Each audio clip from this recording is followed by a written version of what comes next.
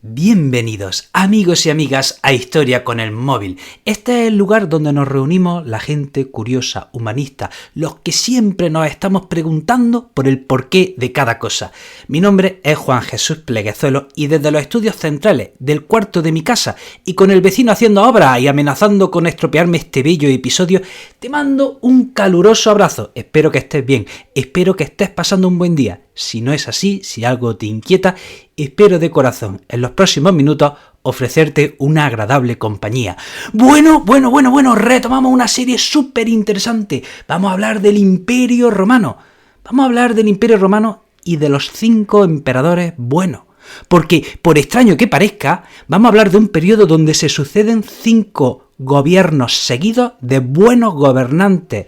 Estos 5 emperadores que vamos a estudiar eran buenos gestores, eran eficaces, eran buenos militares y no se meten en empresas que no se pueden permitir.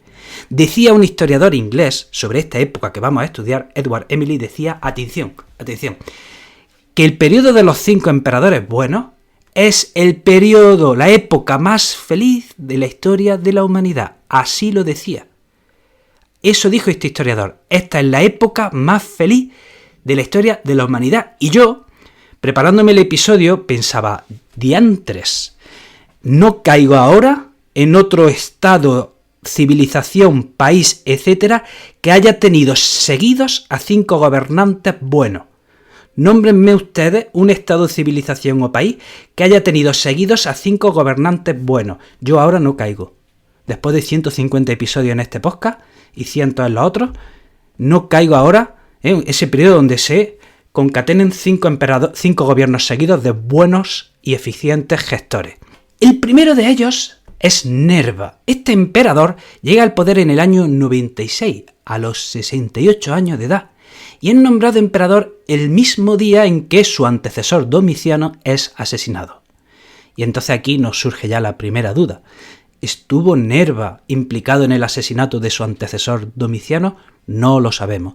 El caso es que Nerva llega al poder con 68 años y pone fin a un periodo de inestabilidad que empezó con Nerón. Y Nerva, nada más llegar, se preocupa de la estabilidad financiera. De hecho, al pueblo empieza a aliviarle en cuanto a tributos. Pero claro, se alivia al pueblo en tributos y tú como Estado vas a recaudar menos, bueno, pues ¿qué hace? Hace un programa para ahorrar gastos. Y atención al detalle para que vean los buenos gobernantes que eran estos señores de los que estamos hablando. En ese programa para ahorrar gastos, atención, se incluye la fundición de las estatuas de oro y plata que se habían hecho a su antecesor Domiciano. Pero es que también incluye que se prohíban hacer estatuas de oro y plata a su persona. Nerva, el emperador Nerva, prohíbe que se le hagan estatuas de oro y plata. Y también empieza una tradición que van a seguir los 4 que le suceden y que se vio bastante acertada, y es adoptar a su sucesor. En lugar de nombrar a un hijo, adoptan a un general que ellos consideren el más competente y ese hijo adoptivo va a ser quien le va a suceder en el cargo. Y en este caso adoptó a un tal Trajano que era general en Colonia, la actual Alemania. Y decía que Nerva, pues pretendió ser un buen gestor, tenía buena idea. El problema que tuvo es que no tenía la suficiente mano dura. Así que si eres emperador del Imperio Romano, o tienes mano dura o ya sabes lo que te va a pasar. Ya sabes lo que te va a pasar, pues que no se lo llegaron a tomar muy en serio. De hecho, llegó a sufrir una conspiración en contra y no la castigó con severidad. No hizo un castigo ejemplarizante, y eso en aquella época te podía costar caro, porque le perdieron el respeto. De hecho, después de esa conspiración, el mismísimo ejército llega a su palacio, detiene a Nerva y obliga a Nerva a que entregue a los asesinos del antecesor Domiciano. Y Nerva lo tiene que hacer. Y Nerva sigue siendo emperador, pero ya ha sufrido una humillación. Es que el mismísimo ejército, tu propio ejército, te detenga y te diga lo que tú tienes que hacer, contra que eres el emperador de Roma. Entonces sucede pues que no le llegaron a tomar del todo en serio. El caso es que Nerva pues muere a los 2 años de llegar al poder y le sucede Trajano. Y en este punto el vecino me pone banda sonora. Disfruten.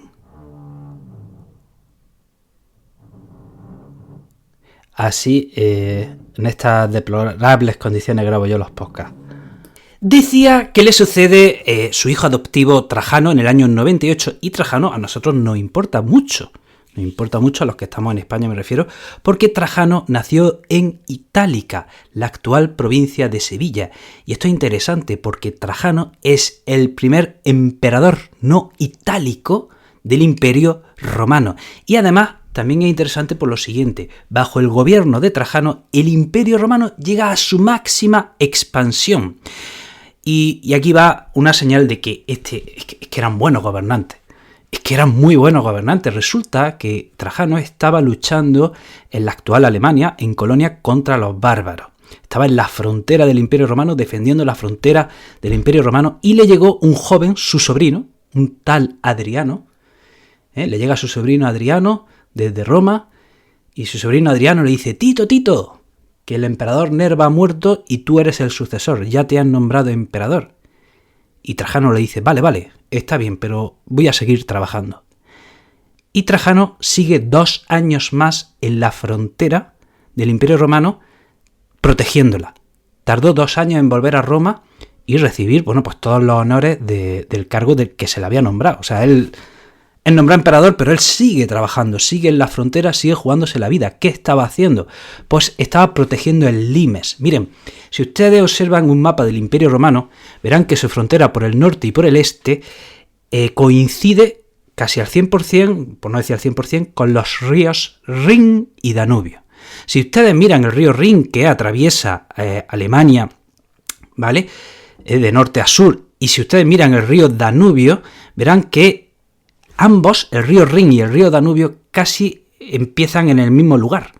El río Rin nace en los Alpes, el río Danubio nace en la Selva Negra, y geográficamente hablando, tanto el río Rin como el río Danubio nacen muy próximos el uno del otro. Entonces, ¿qué pasa? Se puede trazar casi una línea continua desde el río Rin hasta por el río Danubio, atravesando toda Europa. Entonces, ¿qué sucede? Pues que ahí es donde establece el Imperio Romano con muy buen criterio su frontera, porque tanto el río Rin como el río Danubio son 2 ríos muy caudalosos. Aquí en España no sabemos, o sea, aquí los españoles cuando vamos al norte y vemos esos ríos caudalosos nos quedamos con la boca abierta, porque aquí eso no lo tenemos. Esos ríos tan caudalosos, tan navegables, eso no sabemos lo que hay aquí en España. Entonces, ¿qué sucede? Que trazan su frontera en ríos caudalosos porque son fáciles de defender. Pero había un hueco, en esa frontera había un hueco. He dicho que entre el río Rin y el río Danubio casi hay una continuidad.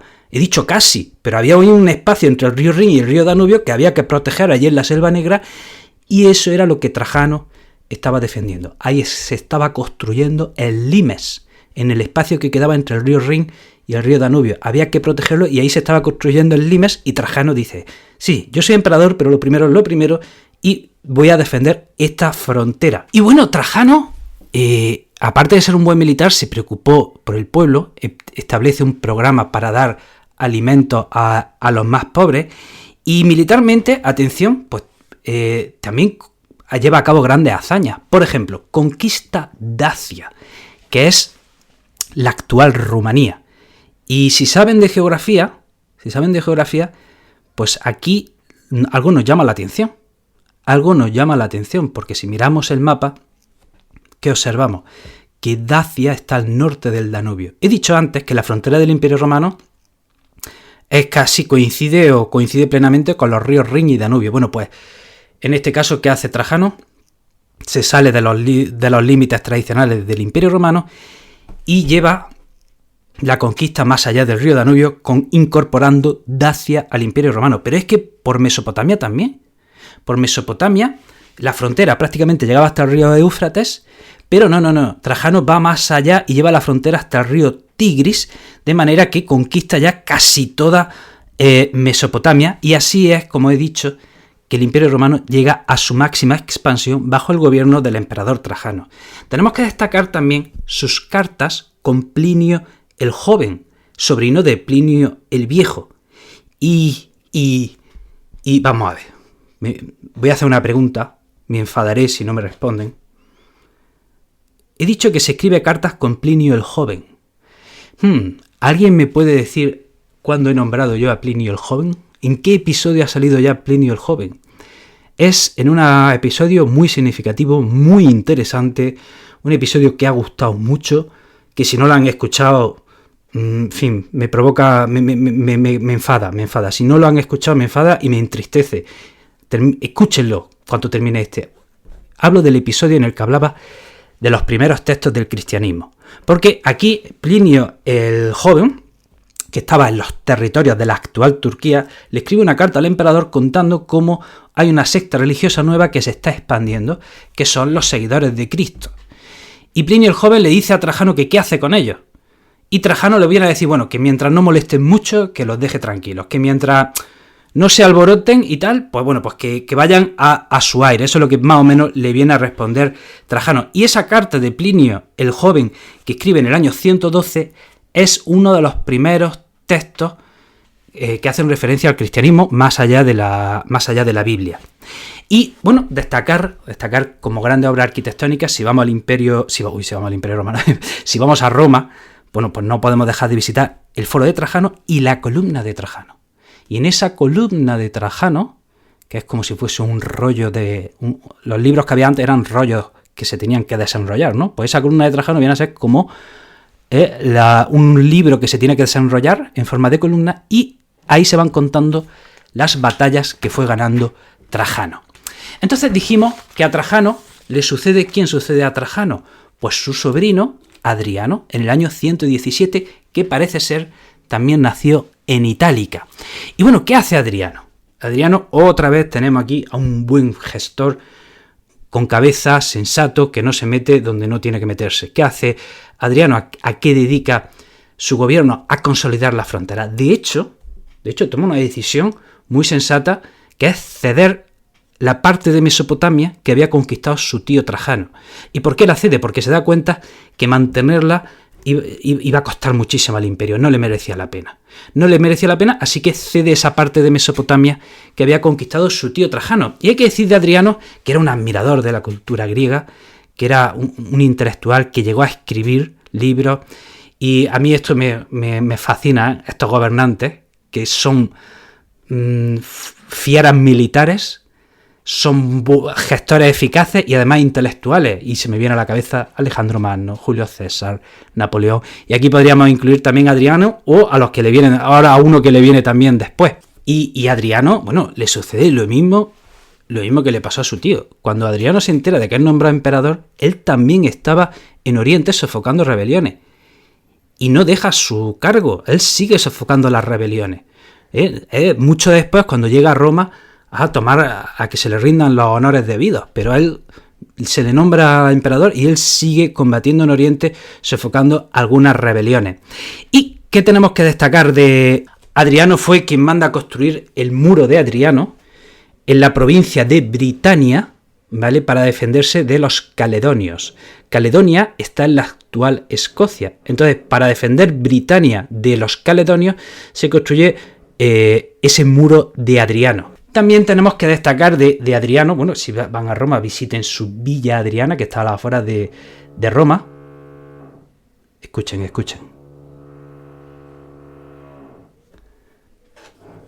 Y creo que ya lo he contado en otro episodio, como Adriano pues tenía un amado llamado Antino que se ahogó en el río Nilo, y parece ser que, bueno, Adriano estaba tan enamorado de Antino, pues que lo deifica a la muerte de este. Le llega a construir una capital, una ciudad que se llama Antinópolis en Egipto, y manda a hacer esculturas reproduciendo a su joven amado, que las distribuye por todo el imperio, y bueno, todo esto lo hace en homenaje a su amor. Y bueno, le sucede el siguiente emperador, Antonino Pío, que gobierna del 138 al 161, y ¿qué tenemos que destacar? Otra vez, un señor que, este gobernante, se dedica a mantener el status quo, no se mete en ninguna guerra. Además, esto, bueno, suena contradictivo, ¿no? Iba a decir, da derecho a los esclavos. Los esclavos, por definición, no tienen derechos, no se les da derechos, ¿no? Pero fijaros lo que hace Antonino, es que a los esclavos se prohíbe la tortura a los esclavos, ¿vale? E intenta mejorar sus condiciones. Y también destacar que construye el muro antonino, ¿Cuál es el muro antonino? Bueno, pues un muro que está más al norte del muro de Adriano. Todo esto en las Islas Británicas. Y ya finalmente hablamos de Marco Aurelio, ¿vale? Que gobierna del año 161 a 180. ¿Y qué tenemos que destacar de Marco Aurelio? Que hoy día está muy de moda, que era un estoico. Aquí tenemos otro que era emperador, que era un genio militar y que además era un genio filosófico / intelectual. ¿Qué decían los estoicos? Pues los estoicos decían que había que aceptar la realidad, que había que aceptar las condiciones que tenemos y no rebelarse. Ojo, no hablaban de derrotismo, que eso es otra cosa. Ponían un ejemplo. Imaginemos un carro y a ese carro está atado un perro. Y el carro tira para adelante. Si el perro se resiste, el perro va a sufrir. En cambio, si el carro tira para adelante y el perro que está atado sigue caminando al ritmo del carro, pues dejará de sufrir. Entonces, el estoicismo decía que aceptes las condiciones que tienes y no intentes negarlas ni rebelarte, porque de ahí puede venir el sufrimiento. De Marco Aurelio tenemos que destacar también un caso excepcional, que es coemperador. Cuando Marco Aurelio es nombrado emperador, exige que se nombre también emperador a su cuñado Lucio Vero. O sea, tenemos en esta época dos emperadores, aunque en el fondo Lucio Vero siempre estaría supeditado a Marco Aurelio. Y ojo, esto tampoco es nada raro en el Imperio Romano. Recordemos que en los tiempos de la República de Roma, el máximo dirigente era el cónsul, pero es que no había un cónsul, siempre había 2 cónsules. En la República Romana mandaban 2, había siempre nombrado 2 cónsules y ahora tenemos 2 emperadores, aunque en el fondo, repito, Lucio Vero estaría supeditado a Marco Aurelio.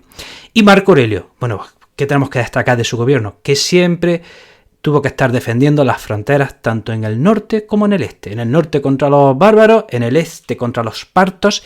¿Y a dónde manda a Oriente? A su cuñado Lucio Vero. ¿Qué pasa? Que su cuñado Lucio Vero va a Oriente a luchar contra los partos. Muy bien, los vence, muy bien, todo bien, sí, no, todo bien, no. En absoluto. Porque cuando Lucio Vero y su ejército vuelven de Oriente en el año 165, ¿qué traen? Pues traen una plaga, una pandemia. Su ejército que viene de Oriente trajo una pandemia. Parece ser que de viruela. Y del año 165 al año 180 hubo una pandemia en el Imperio Romano. Repito, pudo ser de viruela. Muere el mismo emperador Lucio Vero, ¿vale? Y se habla pues, que hubo miles, o hay quien dice también millones de muertos en esta década. De hecho, el mismo Marco Aurelio parece que también muere de esta extraña enfermedad. Y Marco Aurelio rompe una tradición que había funcionado. Marco Aurelio la lió. Fue un buen gobernante, fue un sensato gobernante, pero tomó una decisión que la lió, porque los antecesores, ¿qué habían hecho? Adoptar a aquel que consideraban más competente para sucederle. Pues ¿qué hace Marco Aurelio? Rompe esta tradición y nombra a su hijo Cómodo como su sucesor. ¿Y por qué digo que la lió? Pues porque Cómodo, ya dedicaremos un episodio a este tema, era un emperador chiflado, que hay quien dice que la decadencia del imperio pues, empieza con Cómodo, ¿vale? Si Marco Aurelio a lo mejor hubiese adoptado a alguien competente, pues quizá el destino del imperio hubiese sido otro, no lo sabemos. Y hasta aquí, querido amigo, este accidentado episodio. Después de 500 años grabando este episodio, después de 7 millones de cortes, por fin hemos podido grabar este episodio. Jamás pensé, cuando empecé a grabar este episodio hace siglos, jamás pensé que podría terminarlo, ¿vale? Con esa banda sonora del vecino, que por cierto ahora está en silencio, ¿vale? Me despido de ti, querido amigo, te dejo mi enlace a las redes sociales, en las notas del programa, también te dejo al enlace a mi libro, que supongo que ya lo has leído, supongo que ya lo has comprado, pero por si acaso no ha sido el caso, también te lo dejo ahí. Te mando un abrazo enorme y nos vemos en el próximo programa.